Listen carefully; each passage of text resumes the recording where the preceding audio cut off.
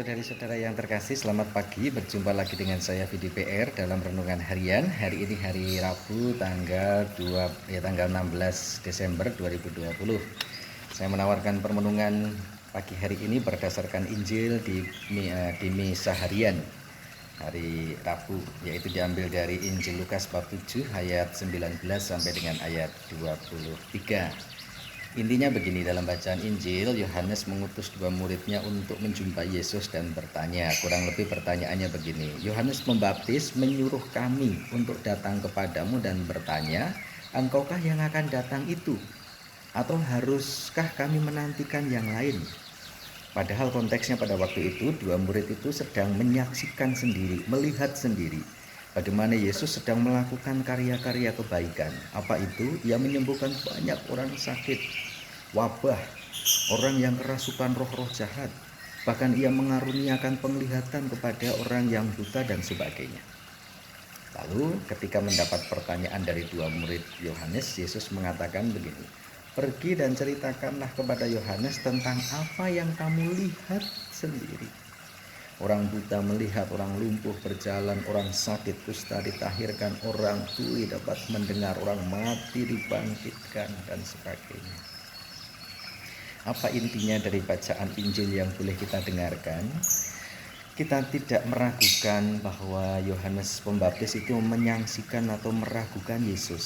Sebab sejak dalam penciptaan, sejak dalam kandungan, ketika Yesus ada di dalam rahim Bunda Maria mengunjungi saudarinya, yaitu Elisabeth yang juga sedang hamil atau mengandung Yohanes Pemandi itu sendiri.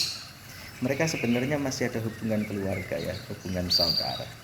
Sebagai hubungan keluarga, saudara, kita bisa mengandaikan ada relasi-relasi tertentu, khusus moga kedekatannya juga. Bukan soal itu masalahnya, tetapi yang mau ditawarkan oleh Injil untuk menjadi permenungan kita begini.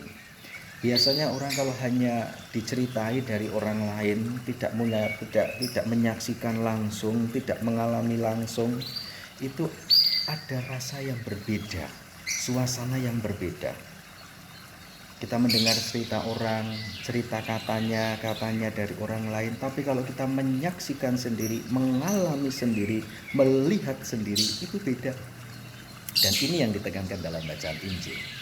Yohanes ingin agar dua muridnya itu menyaksikan langsung, melihat sendiri, mengalami apa yang diwartakan oleh Yohanes tentang pribadi Yesus, yaitu adalah Allah yang tak tampak, yang tak terlihat, hadir dalam pribadi Yesus Sang Putra secara konkret, secara real dapat dilihat melakukan karya-karya kebaikan ilahi. Katanya Allah Maha Baik, Allah Maha Murah, iya, tetapi itu abstrak.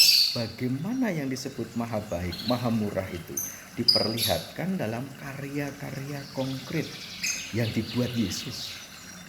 Menolong banyak orang, menyembuhkan banyak orang sakit, orang buta melihat, orang tuli mendengar, orang bisu berbicara, orang lumpuh berjalan. Itu konkret, real, bisa dilihat, bisa disaksikan. Dan kalau orang punya pengalaman seperti itu, pengalaman real, pengalaman yang terlihat, akan lebih rasanya untuk diteguhkan, diyakinkan, lebih mantap rasanya. Ya toh, kalau Anda punya pengalaman diceritai dari orang, katanya akan berbeda ketika Anda melihat sendiri pengalaman itu, Anda menyaksikan, bahkan Anda mengalami langsung. Rasanya pasti berbeda. Merasa lebih yakin dan sungguh-sungguh diteguhkannya itu baik. Dan ini Injil hari ini. Dan ingat, bacaan Injil hari ini bukan dua orang murid Yohanes sendiri yang mengalami, karena mereka dua orang itu memang tidak buta matanya, tidak tuli telinganya, tidak bisu mulutnya. Tetapi yang mereka lihat, orang lain yang buta itu mengalami karya Allah. Mereka menjadi melek. Orang yang tuli itu juga mengalami karya Allah. Mereka disembuhkan dari ketulian menjadi mendengar. Orang yang bisu, mereka dua orang murid itu melihat bagaimana orang bisu itu bisa bicara. Jadi kalau kita mau melihat dan merefleksikan dalam hidup kita, dalam konteks hidup kita sekarang, karya Allah itu jangan dipaksakan, harus terjadi dulu dalam pengalaman diri kita, dalam realita hidup konkret kita. Saya harus punya pengalaman Allah dalam pribadi saya. Tidak harus demikian. Kita bisa melihat karya Allah yang real, yang jelas, juga pada pribadi dari pengalaman orang lain.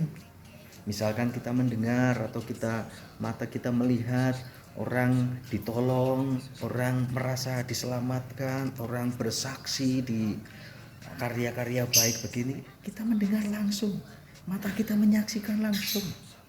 Jadi Allah terus tetap bekerja. Bukan Allah yang abstrak, yang mengawang-awang, tapi Allah yang dekat, yang tinggal bersama di tengah-tengah umat manusia, seperti yang dulu Yesus buat, yang memperlihatkan Allah hadir dalam realita konkret hidup kita.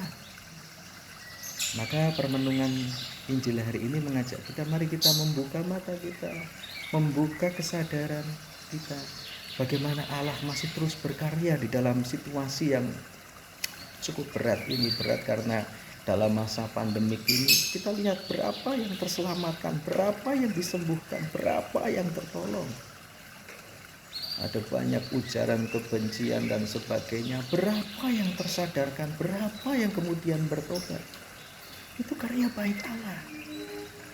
Mata kita mendengar, mata kita melihat, telinga mendengar, entah melalui mass media atau berbagai macam media massa, atau bahkan kita menyaksikan sendiri di tengah situasi-situasi yang kacau, yang palau, yang kurang baik. Banyak ujaran kebencian, masa pandemik atau wabah, banyak banjir ini itu, tapi kita bisa melihat banyak orang baik yang menolong para korban banjir, banyak orang memberikan bantuan. Lalu masa pandemik banyak orang menjadi relawan untuk menolong mereka yang terpapar dan sebagainya. Itu karya Yesus, karya Allah yang bisa kita lihat sebenarnya. Mari kita mencontoh dua orang murid Yohanes Pemandi untuk melihat Allah yang terus bekerja dalam hidup kita hari-hari ini.